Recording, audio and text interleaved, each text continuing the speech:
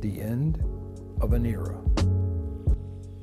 Okay, first things first, Fatman Fabrications is no longer open. They closed at the end of December 2024, and they are basically telling people that if you have orders with them, that they're going to have their lawyers get with them in order to facilitate getting your money back to you. Truly an end of an era. I don't really know the guy who currently owned Fatman Fabrications, but I did know Brent Vandervoort, the fella who basically founded the whole situation. Brent was an awesome dude, still is an awesome dude. I don't know where he's at or what he's doing anymore, but I know that I knew Brent back when I was with the magazine stuff, doing Mustang Monthly and Mustang and Fords. So he was a fellow that I had a lot of contact with back then. Super nice guy.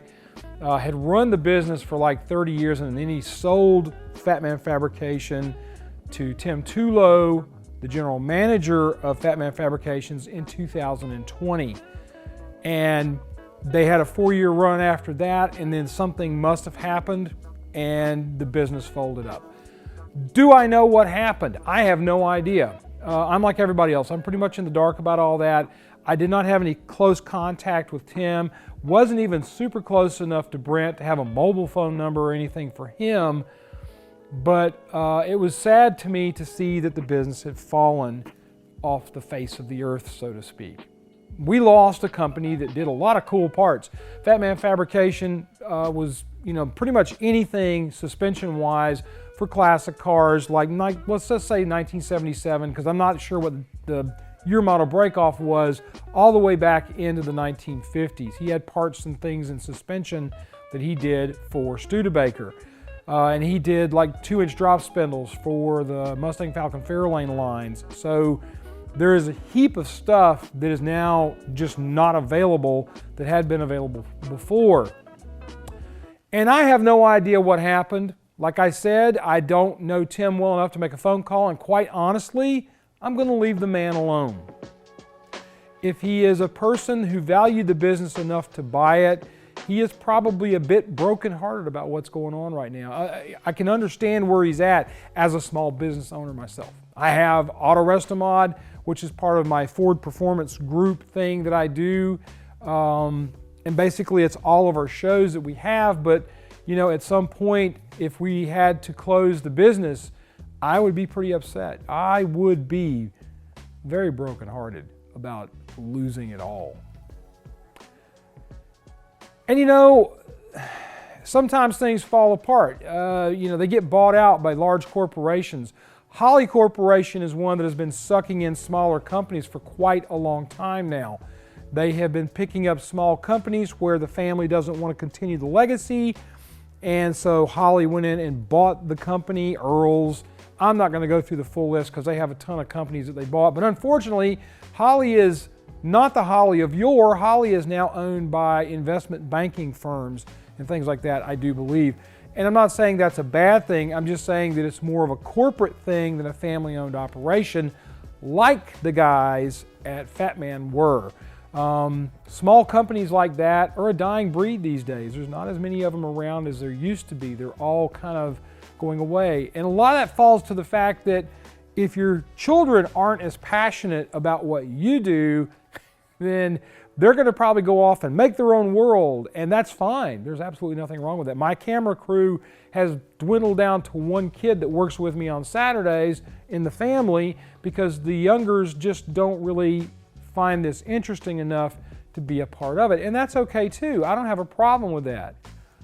But when the kids go away, how are you going to keep them down on the farm or whatever that line is?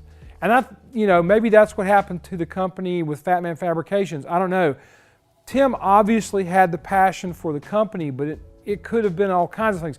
And I've seen all kind of internet wags talking about, this happened and that happened. I can't substantiate that, so I am not going to sit here and pontificate on why Fatman Fabrications has failed and closed.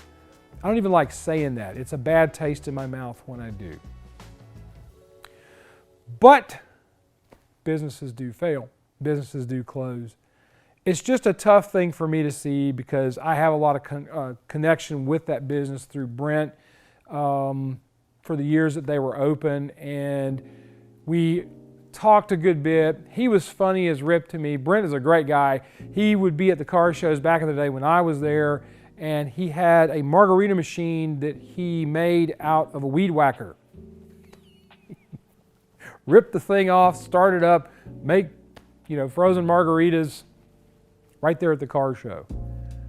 You know, looking back on it, that sounds kind of bad, like we're serving margaritas at a car event where people are driving around.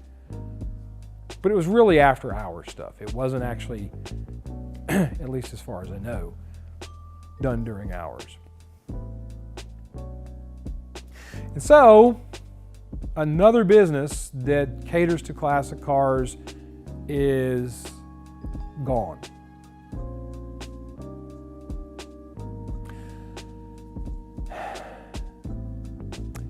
Tim, I know you're probably not watching this. It's not exactly like we have a huge audience out there in the hobby. But if you're watching this, I'm sorry, truly, that this happened to you and to everyone else who has, you know, loved and used the parts from Fatman Fabrications for a lot of years. I wish all the best for you. I hope you land on your feet like everybody says. And just keep plugging. Keep trying. Y'all do me a favor. Be kind to each other, love on each other, treat each other nice. You guys have a great week. We'll see you later. Peace.